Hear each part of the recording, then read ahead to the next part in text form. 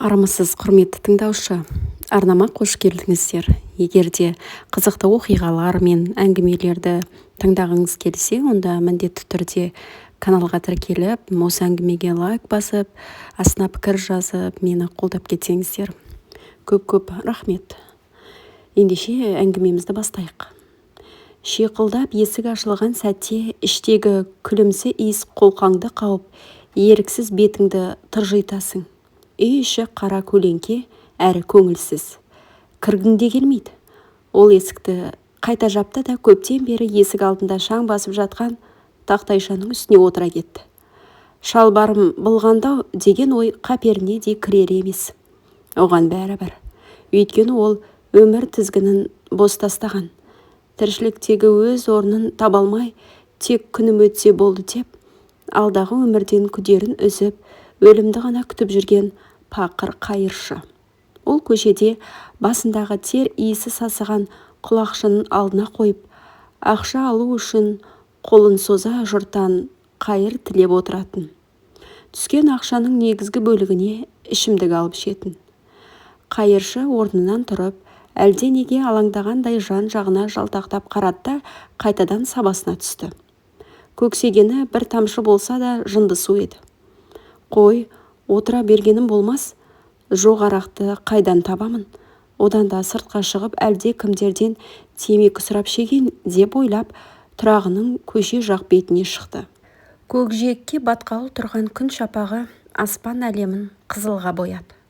Ол қызыл арайлы ұлы алауға жасаураған жанармен телміре қарады. Жүрек тұсы шымырлап, көңілі босады.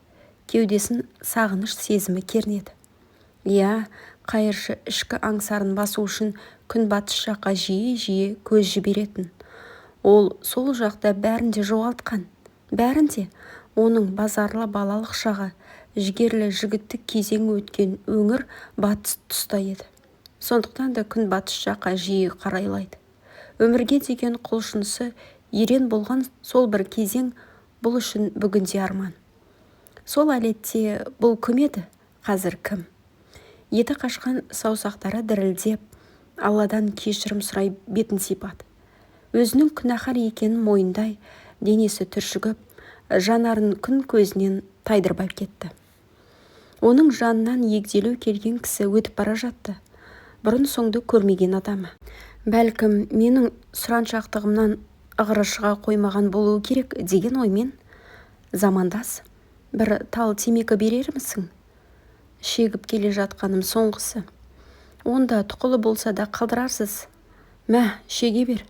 Енді 2-3 тартсаң, шоғы қолыңды, ерніңді күйдіретіндей темекіні ала сала ащы түтінді құмарлана сорды. Әбден тұқылды шегіп қалғандықтан оның ерні де, саусағының ұшы да күйер емес. Бар есіл дерті темекіде, тіпті тұқылды жеп қоятындай. Әбден көкірегін ыс басқан оның құмарын әлгі темекі баса алмады. Әне, 18-19 жас шамасындағы бозбалалар келеді. Саусақтарына бір-бір темекіден қыстырған. Демек бұларда темекі болған. Не де болса сұрап көрейін, бермесе тонымды шешіп алмас. Шырақтарым, темекілерің бар ма?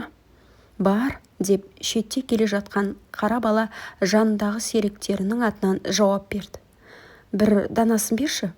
О, мына шал шамасына қарамай қымбат темекіні шеккісі келеді, деп әлгілердің бірі қиқарлана сөйледі. Олар дереу мұны қоршап ала қойды. Бозбалалардың араларындағы ұзын бойлы сары. Мынау орталық базар жақта отыратын қайыршы емес пе? Деді. Я, сол, деп іле жауап берді тағы бірі. Ұзын сары. Сенде темекі бар ма? Мынаған берші, деді жанындағы қара балаға. Осығанда темекі ме? Одан да итке тастағаным артық емес пе? Деп әлгі қара қырсығып қалды. Бәрі де ішімдіктен аздап ұрттаған болуы керек. Көздері жайнап, ұрынарға қара таппай тұр. Әлгілер бір-біріне ымдасы да шалды біреуі иықтан теуіп қалды. Қайыршы күтпеген соққыдан қалбалақтап барып қара жерге бір қырындай құлап түсті. Әлгілер ата жауларынан есе қайтарғандай мәз болысып өз жөндерімен кетті. Қайыршының мекені таныс бейтаныс әлде кімнің қала шетіндегі 2 бөлмелі шағын қорасы. Оның қарсы алдына үлкен үйдің іргетасы құйылған. Қожайын жақын арада бұл жерде құрылыс жұмыстарын жалғастыра қоймағандықтан аулаға уақытша бас көз болып тұру үшін әлгі қорасына осы қайыршыны жайғастырған. Рахымы түсіп, ішке электр жарығын кіргізіп, бір кереует оны-мұны төсек әкеліп берген. Үйге кірген бетте жарықтың тетігін басты. Үй сол қалпы, қап-қараңғы күйінде тұра берді.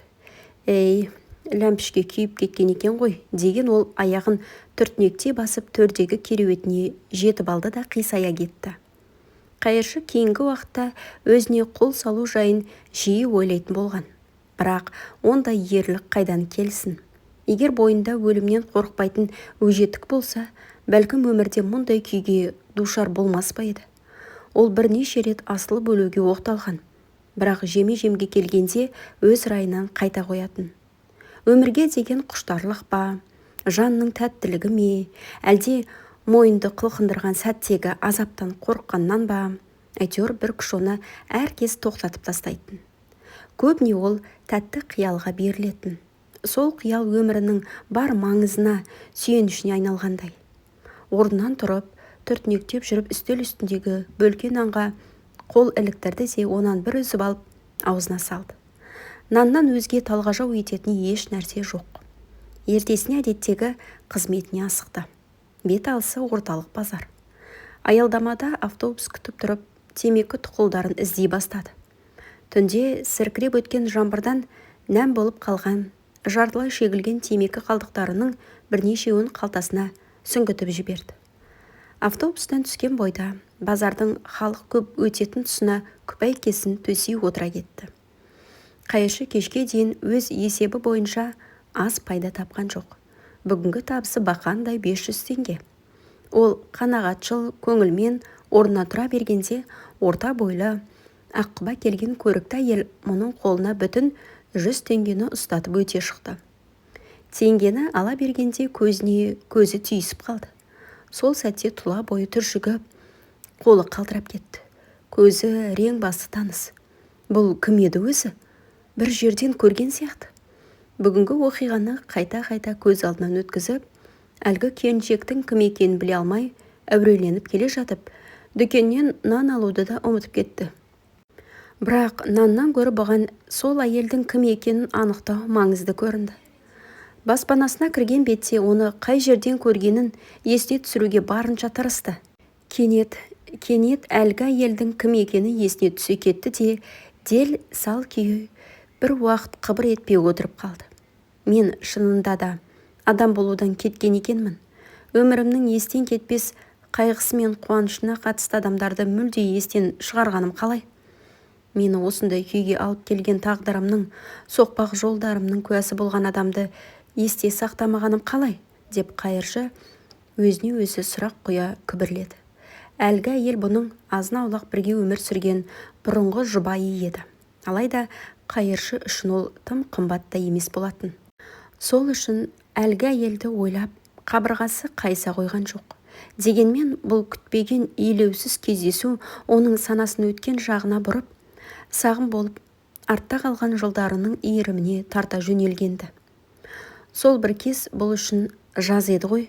Қазір ойласа өткен күннің қысы да, көктемі де көз алдына жаз болып елестейді. Оның қашан ой өрісі, сана сезімі өсе бастағаннан өмірге деген құштарлығы тұла бойында тулап жататынды. Болашақтан алар үлесі мол екеніне кәміл сенетінді. Ертең мектепте үлкен жиналыс. Сол жиында көп алдына шығып сөйлеймін. Сынып жетекшім солай деген. Осыны ойлаған сайын жүрегім дүрсілдеп, кеудемді қуаныш кернейді. Ұйқым келер емес. Таң қашан атар екен? Туы осындайда уақытта өтпей қалады. Адамдарды үміттендіріп қойған әрбір арайлы таңай. Ойымда әкемнің күрк-күрк жөтелгені бөліп жіберді.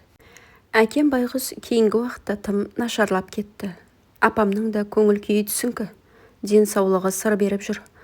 Оларға менен қандай көмек бола қойсын?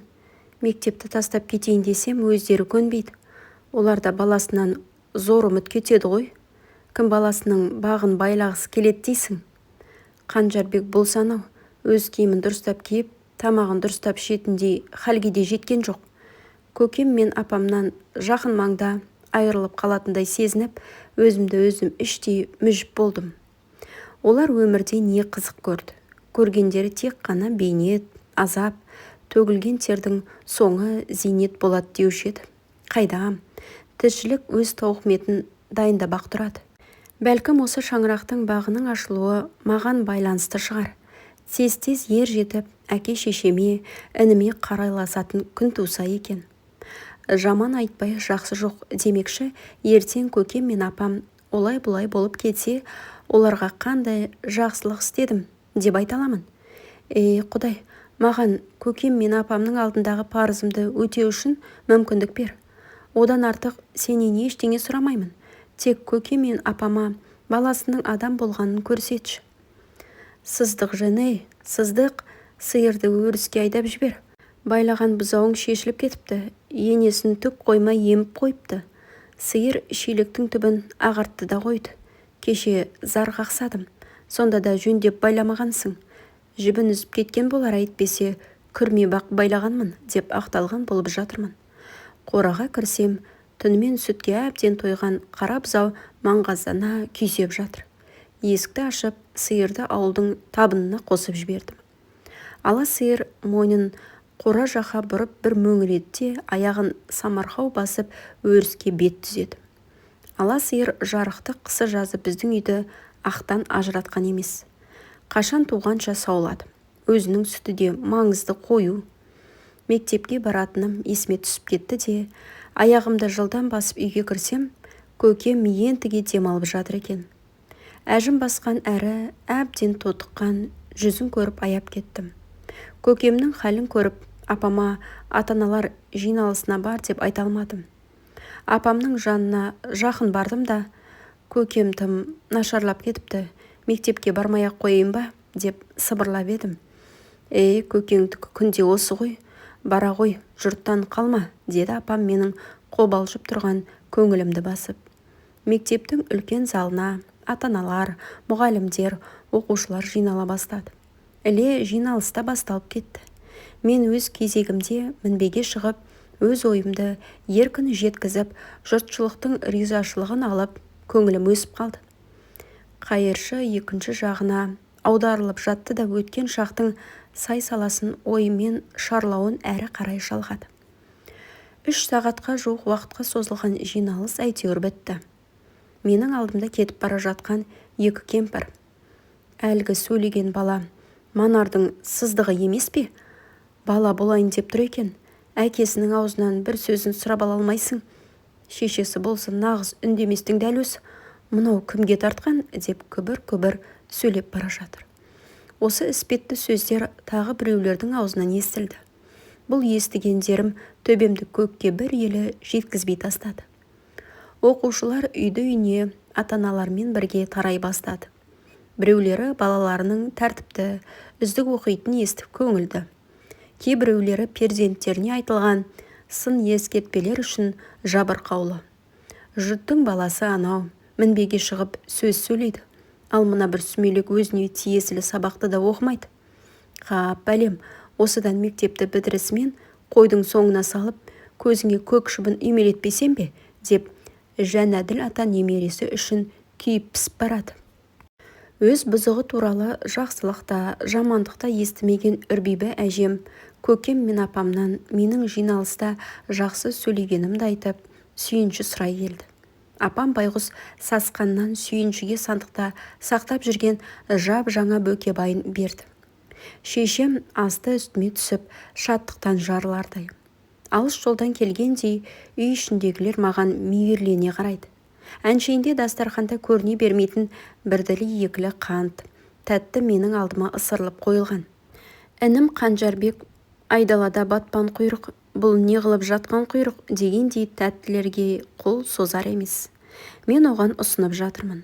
Апамның бөкебай орамалы сүйіншіге кеткеніне іштей ренжулімін. Бірақ адамның шынайы көңіліне не жетсін. Көкемнің жүзінен маған деген ризашылықты байқадым. Бірақ көз жанары солғын. Кеудесін менің көңілім үшін көтеріп отырғандай. Кешке қарай менің ерлігімді көрші қолаңды шақырып атап өттік. Сол күннен бастап мектептегі сыныптастарым да, көрші қолаңдар да мені шешен бала деп атап кетті. Біздің ауылдағы мектеп 7 жылдық болатын. 10 жылдық әлі ашыла қоймаған кез. Менің бар арманым жоғары білім алу. Апам үйдегі сиырды, бұзауды сатып мені қалаға оқуға жібермекші болды. Оған үзілді кесілді қарсы болдым. Үйдегі барды мен әкетсем, басқалар қалай күн көреді? Жоқ, болмайды. Мен одан да жұмыс істейін. Оқудың бір мәнісі болар. Әлі жаспын ғой. Осы жұрттың бәрі кетпен, күрек ұстап күн көріп жүр ғой. Олардан менің нем артық деп шештім. Әрине оқығанға не жетсін. 7 жылдық мектепті бітірісімен колхоз төрағасына бардым да жұмысқа алуын сұрадым. Басты қуана қабылдап, шөпшілерге қосты да жіберді. Мені оқуға жібере алмағанына көкем де, апам да өздерін кінәлі санайтын секілді. Бірақ олар жібермейміз деген жоқ қой. Шөп шабуға кететінімді айтып, үй ішіндегілерді хабардар еттім. Сәбира, балаңды жолға дайындасаңызшы. Асығат немессің ғой, әлде өзіңді кетейін бе? Деген әлде кімнің сырттан апама әзілдеген сен даусы естілді. Ойбай-ау, сыздық жанның қосқа баратын жаңа естідік қой. Таңертең жүрмейсіңдер ме? Киімдері, жолда жейтін ас ауқаты дайын емес. Қой, азанда шығыңдар. Өзің түкке түсінбейтін бәлесің ғой. Ана бастық болдың астына алып тызақтап қояр емес. Ойбу, төре жігітке үйге түстемеппін ғой. Өгізіңді ана ағашқа байла. Мен асығыс үсігіс жинала бастадым. Сол кезде ассаламағалейкум мәке деп көкеме дауыстай сәлем беріп, мені қосқа ала кетуге келген Нұржан аға кіріп келді. Қалай, аман есенсіз бе? Шүкір жатырмыз ғой. Сыздықты алып кетейін деп. Иә, дұрыс, дәл қазір жүрмексіңдер ме? Иә, әлгі бастық асықтырып жатыр, колхоздың жұмысы біткен бе? Адамның жұмысы өлгенде бітеді. Биыл көктемде жаңбыр көп болды ғой. Шөп бітік шыққан шығар. Иә, жаман емес, тау іші от. Бұл неме сендердің тірліктеріңе шыдар ма екен деп көкем мені меңзей сөйледі. Қашып келіп жүрмесін. Ой, мәке-ай, білдей жігіт болды. Әбден қиыншылыққа төзбесе, ертең қандай адам болады? Жай ескертіп жатқаным ғой. Апам қоржынға бір сыпыра жылы киімдерімді, табанан, қорт, бір құта айран салып қойыпты. Ту, апа, мына жылы киімдерімді қайтемін. Жүк қылып алдымыз жаз ғой, бірдемесі болар дедім. Таудың таңы мен кешінің ауасы қысқы күннен кем болмайды. Арбаның бір бұрышына қоя сал, арқалап бармайсың ғой деген апам мені қайтарып тастады. Біз күн батуға арқан бойы қалғанда тауды бетке алып жүріп кеттік. Өгіз аяңмен әлбеп келеміз. Өгіз байғұс қырқаларға арбаны ышқына тартып зорға шығады. Кей кезде секіріп түсіп, мен де арбаны итеремін. Бір кездері өгіздің діңкесі құрып жүрмей қалады. Мұндайда Нұржан баратын жерінде күтіп отырған қатыны болмаған соң, маған бәрібір деп тұрау деймін деп кішіне сөйлеп, қолындағы ұшқат таяқпен өгізді аямай ұрады. Жарты жолға жеткенде өгіздің жүрісі мүлде өнбей қойды. Қой бала, мына жүрісімізбен бүгін жете алмаспыз. Одан да күн жылы ғой, осы араға қона салайық. Өгізде тынықсын деп Нұржан арбадан түсті дағы өгіздің мойнын қамыттан босатты. Мен де бұған қарсы емеспін. Далада қонған да жақсы ғой. Қане сыздық, сен дастархан жая бер. Тамақтанып алайық та ұйқыны басайық. Мен өгізді арқандап келейін деді Нұржан. Түн. Ашық аспан. Маусымның алғашқы күндері. Біз аялдаған тұс таудың адырлы етегі. Өзімізге тапсырылған жұмысты орындадым да шалқамнан жатып аспан әлемін тамашалап жатырмын. Әне, бір жұлдыз ағып барады. Осы жұрт жұлдыздар қозғалса, оны неге жүріп немесе ұшып бара жатыр демей, ағып бара жатыр дейді екен. Бәлкім, аспанның түсі көк болған соң теңізге балаған шығар. Сол аққан жұлдыз қай жаққа барып түседі екен? Шіркін, сол жаққа барсаң ғой. Темір қазық, жеті қарақшы, шолпан, білетін жұлдыздарым осы ғана. Аспан әлемінде қаншама құпия сыр бар десеңізші. Сол құпиясымен ол да сұлу. ойымды Нұржанның ыңылдаған үні бөліп жіберді. Ал сыздық, ас су ішіп алайық. Айтпақшы, түнде оянып кетсең, өгіз жаққа көз қырыңды салып қой. Оны ит-құс жеп қойып, арбаға өзіміз жегіліп жүрмейік. Екеуміз апамның айраны мен таба нанын тойғанымызша жеп алдық та, астымыздағы оны-мұны төсенішке жантайдық. Ұйқым келер емес. Жан жағымнан қаумалаған сұрақтар. Бәрін де білгім келеді. Ертең өскен соң кім болады екенмін деймін. Осы сұрақты өзіме қоя тұрып, нақты жауап бермесем де, әйтеуір ешкімнен кем болмайтыныма кәміл сенетінмін. Соғыс аяқталғанына көп өтпегендіктен бе, екі адамның басы қосылса, әңгіме соғыс, ондағы батырлар, олардың жасаған түрлі ерліктері жайлы болатын. Соның әсері ме, өзім де көбінесе әскери адам болуға қызығатынмын. Тіпті кейде жалғыз жүргенімде өзімді көбіне батыр сезінетінмін. Қиялмен жаудың бетін қайтарып, керемет ерліктің иесі болып, ішкі дүнием рахатқа бөленетін. Сол бір шексіз қиялдарым, өмірден алар үлесім, алдағы үмітіме асықтыра құмарта түсетін. Нұржанның да ұйықтай қоймағанын сезіп жатырмын. Оның ішкі дүниесінде де шексіз қиял буырқанып жатқан шығар. Сыздық, ұйықтаған жоқсың ба? Я, менде. Онда әңгіме айтыңызшы.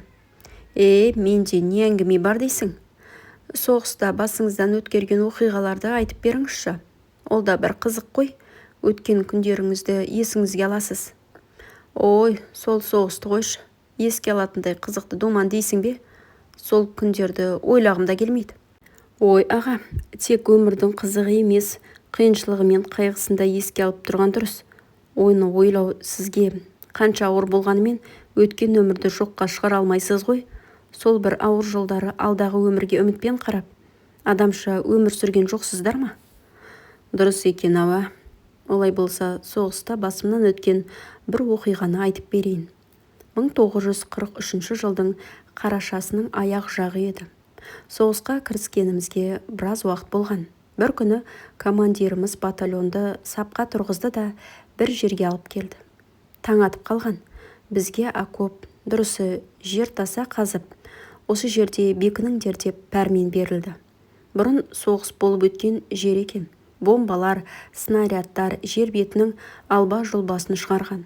Күрегімізді алдық та жер таса қазуға кірісіп кеттік. Мен жұмысты енді бастай бергенімде топырақпен сәл көмілген бұрынғы окоптың орнын көрдім. Жалма жан соны тазалап жібердім де ішіне жайғаса кеттім. Жұрттың бәрі тықырлатып шұқырлатып жер таса қазып жатыр. Мен болсам дайын шұқырда бүк түсіп отырмын. Ұйқым келіп барады. Бір кезде взвод командирі маужырап отырған мені көріп қалып, кімсің, шық бері дегені. Орысша онша білмеймін. Товарищ деймін. Әрі қарай дайын тұрған окоп екен. Соған жайғасып алдым, дедім шала-пұла орысшалап. Мұны естіген ол. Бұл жерге мен орналасам, өзіңе окоп қаз демесі бар ма? Қарсыласуға шама жоқ. Амалсыздан сол маңнан жер таса қаза бастады. Жұрт қазып болып қалған. Мен болсам енді бастап жатырмын. Күн қызарып атып келеді. Мен де қазып болып қалдым. Енді демімді алып отыра бергенім сол еді. Бір нәрсе гүрс ете қалды. Содан есімді білмеймін. Бір кезде есімді жисам, кеудемнен топыраққа көміліп жатырмын. Айнала тым-тырыс. Әлде кімдердің сөйлеген дауысы естіледі. Әзер дегенде орнымнан тұрдым. Анадай жерде әлгі офицердің быт-шыты шыққан денесі жатыр. Мең-зең болып қалғам. Өңім екенін, түсім екенін білмеймін. Дәрігерлік көмектің адамдары болуы керек. Біреулер зар жүгіріп, өліктерді, жаралыларды жинап жүр. Мен де жаралыларға қосыла кеттім. Батальонның аман қалған бөлігі шебін өзгертіп, басқа жаққа қоныс аударып кеткен екен. Менің фамилиямды атағанда үндемегенмін. Қайтып үндейін, топыраққа көміліп жатсам. Сол күні мені өлдіге санап, ауылға қара қағаз жіберген ғой. Сондағы менің тағдырыма қарашы. Әлгі дайын окопты тартып алған офицердің өзі өлімге тіленгендей. Содан әйтеуір ауылға аман есен келдік, деп Нұржан сөзін аяқтады. Ауылдағылар Нұржанды о дүниеден келген адам деп келеке қылатын. онысы несі деп түсінбейтінмін. Сөйтсем, оның сыры осы екен. Ал аға, соғысты ойлағым келмейді дедіңіз. Сол кезді ойлап отырып, көңіліңіз жабырқаған шығар. Өзіңізді өзіңіз жұбатып, бір ән айтыңызшы дедім. Оның ән салатын өнері бар екен бұрыннан білетінмін.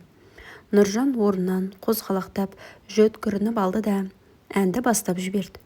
Кең даланы әсеман кернеді. Ән асқақтап бірде құлдилай төмен түсіп мың құбылады. Көптен бері ән естімегеннен бе, әйтеуір Нұржан салған ән көңіліме қатты әсер етті. Түн болған соң Нұржанның бет пішінін көре алмадым. Ал тұлғасы әннің ырғағымен қозғалуда. Құлағым әнде, көз алдыма әсем де әсерлі көріністер тізбектеліп бірінен соң бірі келе бастады. Даланың түсін түскілемдей құлпыртқан қызыл сары, көк жасыл гүлдер. Сұлу табиғатқа одан сайын сән беріп, көңілді топ келеді. Топ алдында Нұржан, қолында домбыра, соңынан ілескен қыз келіншек, бозбалалар көңілді. Бәрі Нұржанның әуенімен тербеледі. Мен осындай көріністерді көз алдыма елестетіп жатып, ұйықтап қалыппын.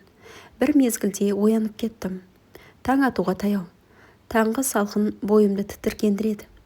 Түндегі асқақ әнші сал сері Нұржан бүк түсіп жанымда жатыр. Мен оны аяп кеттім.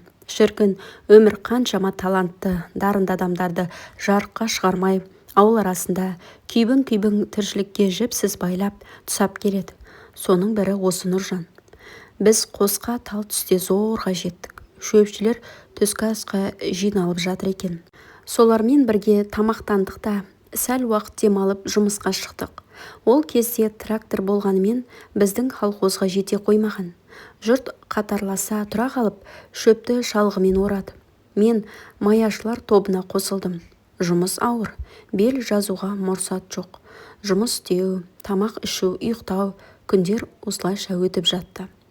Шөп науқаны аяқталуға жақын қалған.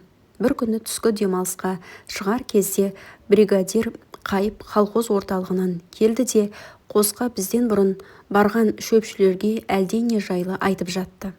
Мен жұрттың соңында келе жатқанмын. Күркеге жақындап қалғанымда манар деген сөзді құлағым шалып қалды. Мән бермеген болдым. Бірақ жұрттың маған деген көңілі ерекше. Неге жұрттың көңілі бүгін маған дегенде елжірей қалды деп жүрегім қобалжып, әкемнің аты бірнеше рет аталған соң бір жамандықтың болғанын ішім сезді. Шөпшілер тамақтарын ішіп болып орындарынан тұра бастады. Күркеден шыға бергенімде бригадир мені шақырып алды да: "Көкең нашарлап жатыр, үйіңе қайта ғой, ана тұрған Шәмілдің қасқа байталын мініп ал", деді мүсіркей. Бір сұмдықтың болғанын сездім. Сыр білдірмей қасқа байталға жайдақ міндім де ауылға жүріп кеттім. Келе жатып ойыма әр түрлі нәрселер келіп жылап талдым. Манар деген сөздер әке өлімі туралы күдікті нығырлай түседі. Сонда қалай? Шынымен әкем өлгені ме? Жоқ, мүмкін емес. Атқа қамшыны басып шаба жөнелдім. Үй алдына ауыл адамдары жиналып қалған. Үйге жақындағанда өзімді ұстай алмадым. Аттан секіріп түстім де көкелеп тұра жүгірдім. Шалқасынан құлап жатқан шарбақтың есігін баса көктеп, көрісіп тұрғандарға да қарамай ішке үйге кіре-міре апамды құшақтай алдым. Мені әлде кімдер қолтығымнан сүйеп, қарсылық еткеніме қарамай, басу айтқансып далаға алып шығып кетті.